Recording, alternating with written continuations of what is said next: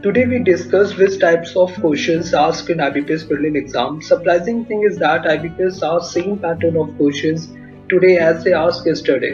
Difference केवल कितना था, पैटर्न सेम था बट डिजिट्स का डिफरेंस था. तो अगर आपका नेक्स्ट वीक एग्जाम है तो ये जितने भी लेक्चर्स में जितने भी क्वेश्चंस मैं बता रहा हूँ आपको सारे क्वेश्चंस एक बार देख लीजिएगा. चलिए देखिए स्टार्ट करते हैं. पहला क्वेश्चन है two pipes A and B can fill a tank in 16 hours and B 12 hours respectively. देखिए ऐसे क्वेश्चंस हमेशा आप एलसीएम मेथड से करा करिए, बहुत ही जल्दी आंसर निकलता है. अगर आप परसेंटेज यूज करते हैं तो शायद कहीं ना कहीं आपको कुछ कंफ्यूजन हो जाता हो, बट अगर आप एलसीएम मेथड से यूज करते हैं तो आपका ये कभी फेल नहीं होना, ये क्वेश्चन आपको कभी फेल नहीं होना.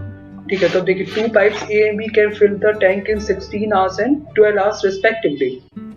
तो अगर ये टोटल ना दिया होता तो हम एलसीएम ले लेते, बट यहाँ पे टोटल दिया हुआ है तो यहाँ पे टोटल कितना दिया है 240 लीटर्स. तो हमने मान लिया टोटल 240 यूनिट मान लिया. और ए कितना हो गया, ए 15 यूनिट पर आवर भरता है. A in 1 hours fill 15 unit and B 1 hour fills 20 unit. तो 1 घंटे में कितना भरते हैं ये लोग, 35 भरते हैं ए एंड बी. तो इन 2 आवर्स 35 into 2 यानी 70 यूनिट फिल्ड. ओके, हमसे पूछा how much more water needed to fill the tank, कितना और भरना बाकी रह गया था.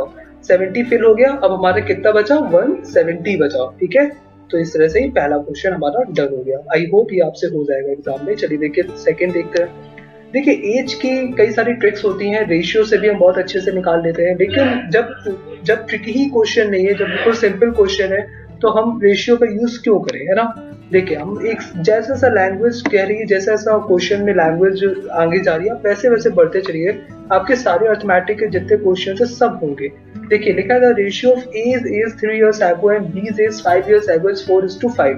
ठीक है, देखिए हमने लिखा रेशियो बोला है तो रेशियो हमने ले लिया, a - 3 upon b - 5 is equal to 4/5. ठीक है, फिर सेकंड कंडीशन क्या दी थी, if a is 4 years younger than b then what is the percentage age of b. ठीक है, देखिए a कितना है, 4 साल छोटा है b से, तो हमने दूसरी कंडीशन क्या होगी, a is equal to b - 4. ये कंडीशन सॉल्व करके हमारी क्या इक्वेशन बनी थी, 5a - 4b is equal to -5. अब हमने ये जो a is equal to b - 4 जो सेकंड कंडीशन से था वो हमने इसमें पुट कर दिया, तो हमारा आंसर कितना आ गया, 15 ईयर्स आ गया. ठीक है, चलिए थर्ड क्वेश्चन देखते हैं. 5% of one number x is 25% more than another number. देखिए 5% मैंने आपसे क्या कहा कि अर्थमेटिक के जितने क्वेश्चन आप लैंग्वेज जैसे जैसा लैंग्वेज बढ़ी वैसे वैसे आप क्वेश्चंस में आगे अपना सॉल्यूशन करते जाइए. देखिए 5% of one number x is 25% more than another number. तो देखिए x into 5/100 is equal to y upon 4 plus y हो गया. तो क्या होगा, x is equal to 25y हो गया. सेकेंड कंडीशन क्या है, x minus y is equal to 96. ठीक है, अब ये हमने x इज इक्वल टू जो 25 लिखा था हमने इसको ये यहाँ पे रख दिया. ठीक है, तो यहाँ पे जब रखा तो x की वैल्यू कितनी आ गई, 25y आ गई. ठीक है, 25y आ गई. ठीक है, और जब हमने 25y यहाँ पे रख दिया तो y इज इक्वल टू कितना आ गया, 4 आ गया. तो x इज इक्वल टू 100. तो हमारा इस तरह से ये आंसर हो गया. ठीक है, देखिए 5% of one number is 25% more than another number, मतलब जो x है वो दूसरे नंबर से दूसरे नंबर का 25% ज्यादा है.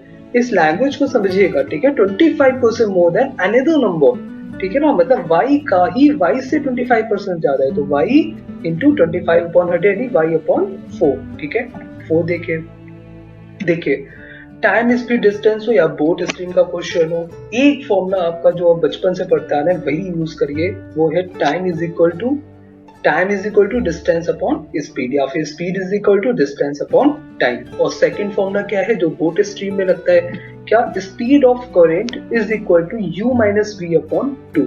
ठीक है, और speed of boat u plus v upon 2. ये u क्या है, ये u है, हम इसको u को बोलते हैं रेट ऑफ स्ट्रीम.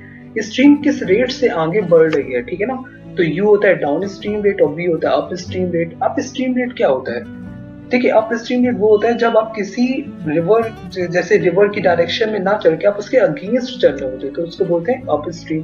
और डाउन स्ट्रीम क्या होता है, जब आप रिवर के साथ चल रहे होते हैं. ठीक है, तो उसको बोलते हैं डाउन स्ट्रीम. जब आप रिवर जिस डायरेक्शन में बढ़ रही है आप उसी डायरेक्शन में बढ़ रहे हैं तो उसको बोलते हैं डाउन स्ट्रीम रेट. तो u इज इक्वल टू क्या हो गया, अब हमें देखो स्टीम, हमें फॉर्मूला पता था ना, speed of boat in still water क्या होगा, u प्लस v अपॉन 2. तो u इज इक्वल टू क्या हो गया, ये हमें रेट ऑफ स्टीम पता है.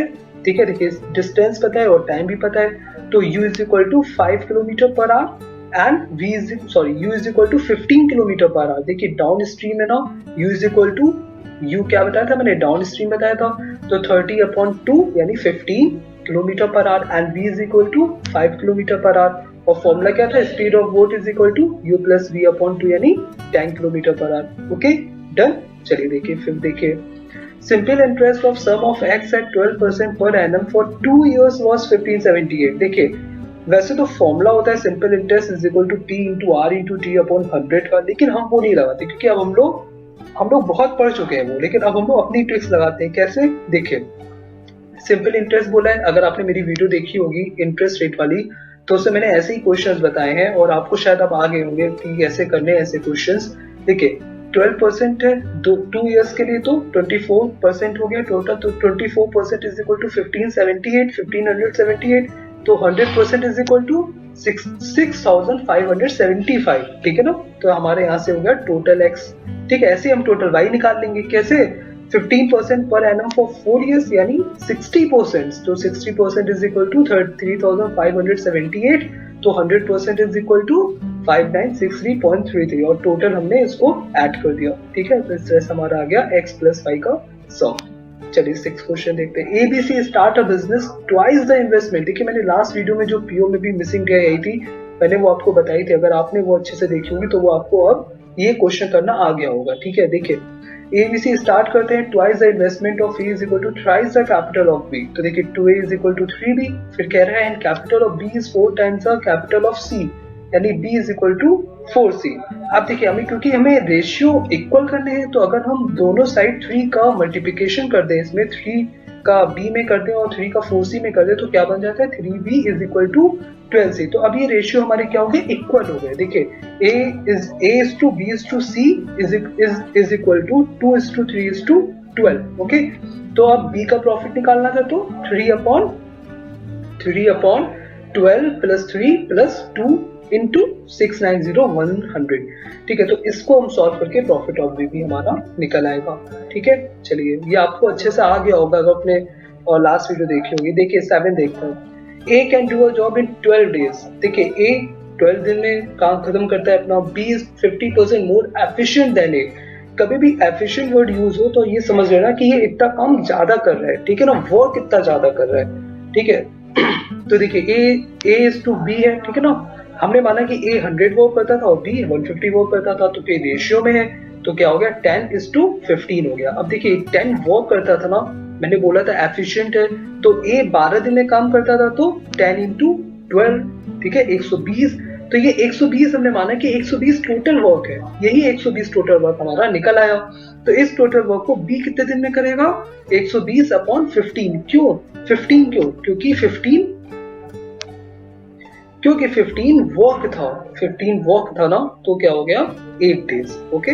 चलिए नेक्स्ट देखते हैं। 9 persons went to hotel for taking their meals, 8 of them। मैंने आपको बताया कि जैसे जैसे क्वेश्चन बढ़ रहा है वैसे वैसे ही बढ़ेगा, ठीक है ना। देखिए 9 persons went to hotel for taking their meals, 8 of them spent 14 rupees each in their meals and 9th spent 8 more than the average। हमने माना कि 9th जो है वो x रुपीज स्पेंड कर रहा था, तो एवरेज एक्सपेंडिचर क्या होता है 8 into 14 प्लस x, क्योंकि हमें 9th का तो पता नहीं 9th ने कितना इन्वेस्ट करा है, 9th ने कितना पैसा खर्च करा है, एक्सपेंडिचर करा है, हमें ये नहीं पता। तो हमने माना कि x एक्सपेंडिचर करा है, तो 8 into 14 प्लस x अपॉन 9 कर दिया। अब उसके बाद जैसे जैसे क्वेश्चन कह रहा था वैसे वैसे हम करते चलते हैं। क्या बोला था, as 9th spent 8 rupees more than the average expenditure of all the 9th, so तो क्या लिखा x 9th स्पेंड कर रहा था, 9th हमने माना था कि x स्पेंड करता था, ठीक है। तो x is equal to 8 into 14 plus x upon 9 plus 8, तो x इज इक्वल टू कितना हो गया हमारा 23 हो गया। तो अब अगर हमें टोटल मनी निकालनी तो कैसे निकालेंगे, 8 into 14 प्लस 23, तो हमारा आंसर क्या हो जाएगा 135, हमारा ये हो जाएगा आंसर। तो इस तरह से ये क्वेश्चन जो है ये होंगे। और मैं आपको एक बात बता दूं कि क्वेश्चंस का पैटर्न सेम है, सिर्फ डिजिट में डिफरेंस होगा। तो अगर आपको ये क्वेश्चन आप देख के जरूर जाएगा, ठीक है। All the very best to everyone and subscribe करना ना भूलिएगा। अगर आप सब्सक्राइब करते हैं चैनल को तो मेरी जितनी वीडियोस हैं वो आपको इजीली अवेलेबल हो जाती है आपके यूट्यूब होम पेज पे। Okay guys, all the very best Bye bye, take care.